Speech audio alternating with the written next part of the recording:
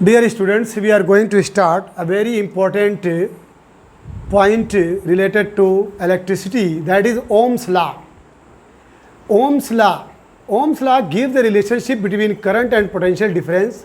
बच्चों ओम लॉ क्या है? एक रिलेशनशिप है, एक संबंध है, ठीक है, एक ताल्लुक है किसके किसके दरमियान? करंट के और पोटेंशियल डिफरेंस। करंट का जो सिंबल है आई है और पोटेंशियल डिफरेंस का जो सिंबल है V।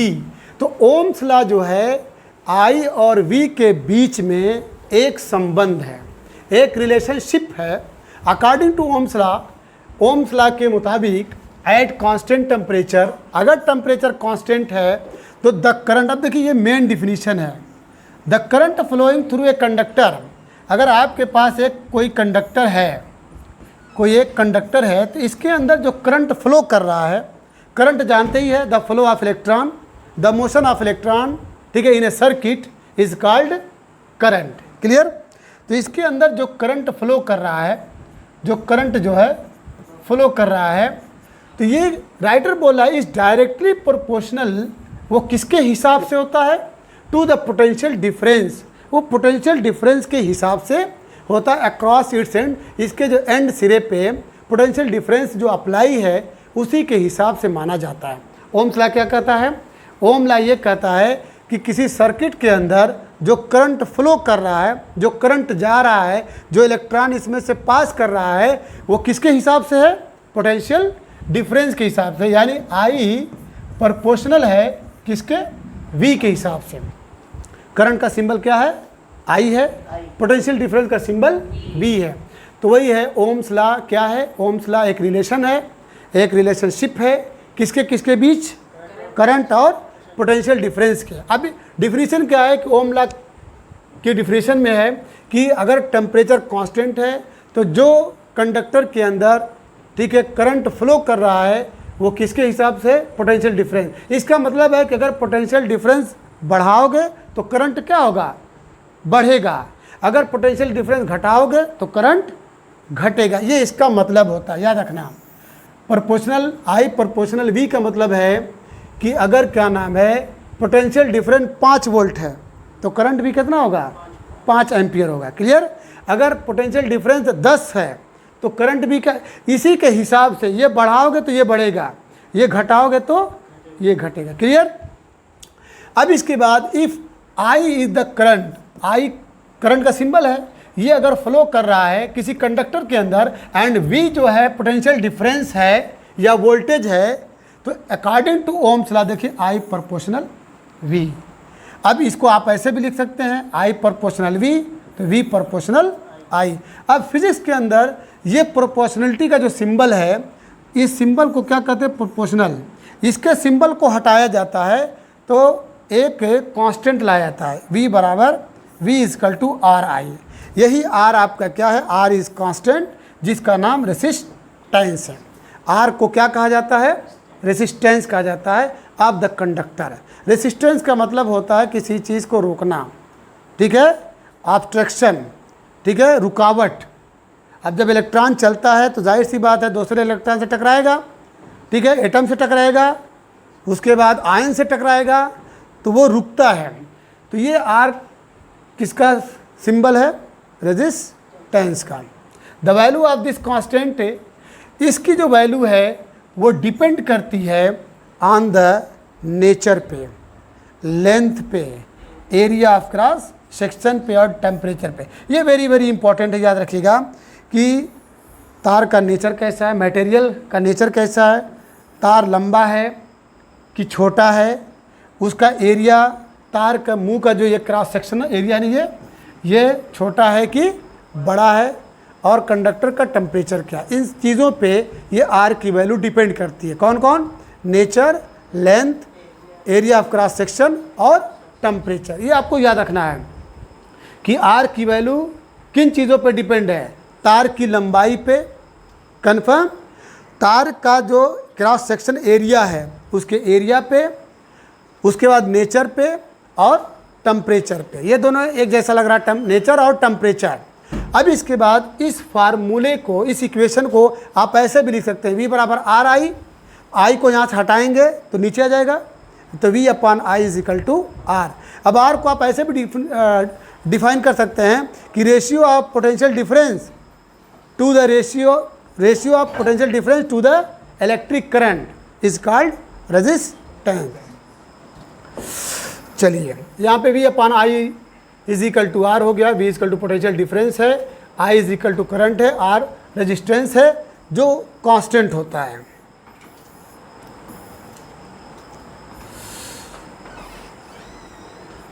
चलिए यहाँ तक हो गया था। अब इसके बाद the above equation is a mathematical expression of Ohm's law. ये जो अबव इक्वेशन है देख रहे हैं, V upon I is equal to R, ये ओम्स लॉ का एक मैथमेटिकल एक्सप्रेशन है। Equation 1 can be written in words as followed. Equation 1 को यानी इसको जो है, इसको आप जो है इक्वेशन 1 को आप ऐसे भी लिख सकते हैं कि V जो है आपका पोटेंशियल डिफरेंस है, I आपका करंट है और आप R आपका कांस्टेंट है जिसको रेजिस्टेंस कहते हैं। We find that the ratio of potential difference, देखिए ratio of potential difference applied between the ends of a conductor and the current flowing through it is constant quantity called resistance. कोई पूछ सकता है कि what is R, तो आप क्या कहेंगे कि V और I के रेशियो को, V और I के अनुपात को हम क्या कहते हैं, रेजिस्टेंस कहते हैं। चलिए अब यहाँ पे वेरी वेरी इंपॉर्टेंट पॉइंट है जो must be on the tips of your tongue कि it is obvious from the this relation. यहाँ पे जो आपने देखा था कि V प्रोपोर्शनल I था ना, पहले क्या था, I proportional V, V proportional I, V is equal to R I। अब यहाँ पे ये बात क्लियर होती है कि करंट जो होता है, सर्किट के अंदर करंट जो होता है वो डायरेक्टली प्रोपोर्शनल किसके है, पोटेंशियल डिफरेंस के। Clear.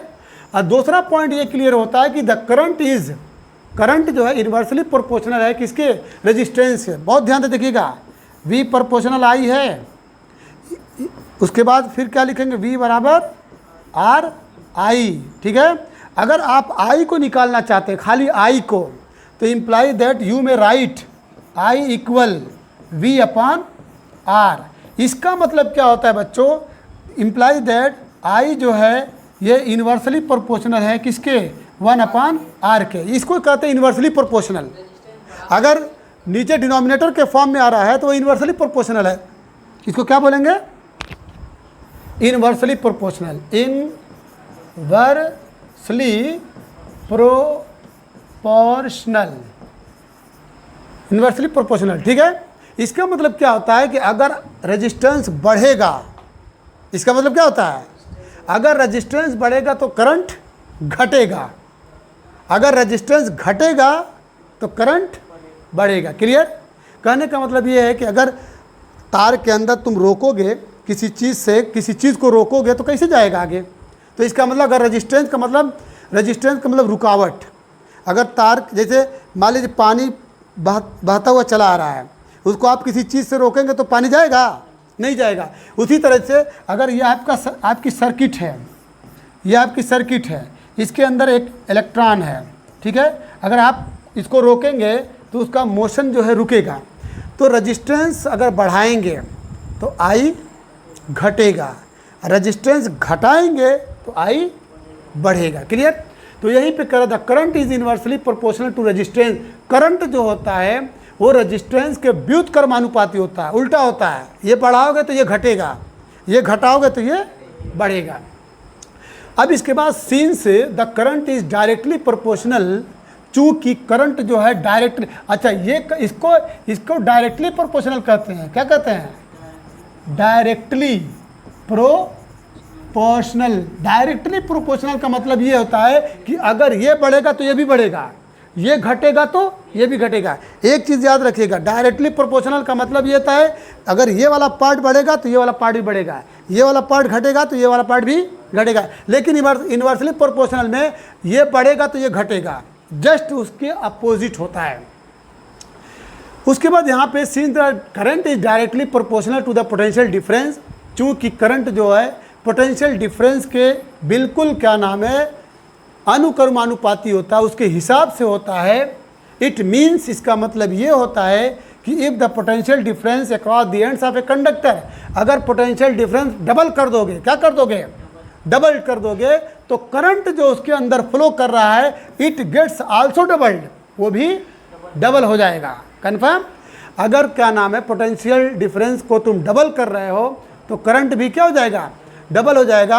If the potential difference is halved, ये वर्ब है, अगर पोटेंशियल डिफरेंस को तुम आधा कर दोगे, हाफ माने आधा, हाल्व माने वर्ब है, उसे आधा कर दोगे तो करंट भी क्या हो जाएगा, गेट्स हाल्व्ड, वो भी आधा हो जाएगा। चलिए, ऑन दी अदर हैंड, यहाँ पे देखिएगा, ऑन दी अदर हैंड, इसके बराक से, ठीक है, इसके बराक से the current is inversely proportional to resistance, current जो है रजिस्टेंस के इन्वर्सली प्रोपोर्शनल है। मतलब इस सेंटेंस को हम ऐसे भी लिख सकते हैं कि आई इन्वर्सली प्रोपोर्शनल टू 1/r। तो दूसरी मतलब इसके अलावा जो दूसरी बात है कि करंट जो है वो रजिस्टेंस के इन्वर्सली प्रोपोर्शनल है, इसलिए if the resistance is doubled, अगर तुम रजिस्टेंस को डबल कर दोगे, अगर रजिस्टेंस को डबल कर दोगे तो करंट क्या हो जाएगा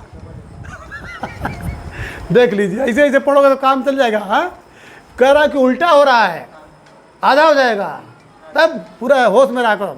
if the resistance is doubled, अगर रेजिस्टेंस को डबल कर दोगे तो द करंट गेट्स हाल्व।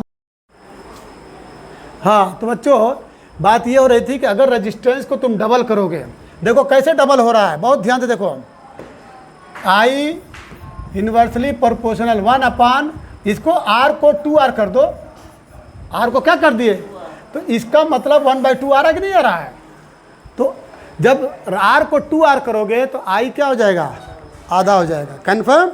आई क्या हो जाएगा, आधा हो जाएगा। जैसे मान लीजिए अगर r इज इक्वल टू 5 ओम है, 5 ओम, ठीक है, तो आई जो होता है क्या होता है, 1/r होता है, ठीक है, तो ये क्या हो जाएगा, 1/5 हो जाएगा। अगर इसको 5 टाइम्स करोगे, 5 गुना करोगे, तो ये क्या हो जाएगा, उसका 1/5 हो जाएगा। अगर इसको 2 टाइम्स करोगे, डबल करोगे, तो ये 1/2 हो जाएगा। तो यहाँ पे राइटर कह रहा है कि if the resistance is doubled, ये क्लियर हो गया।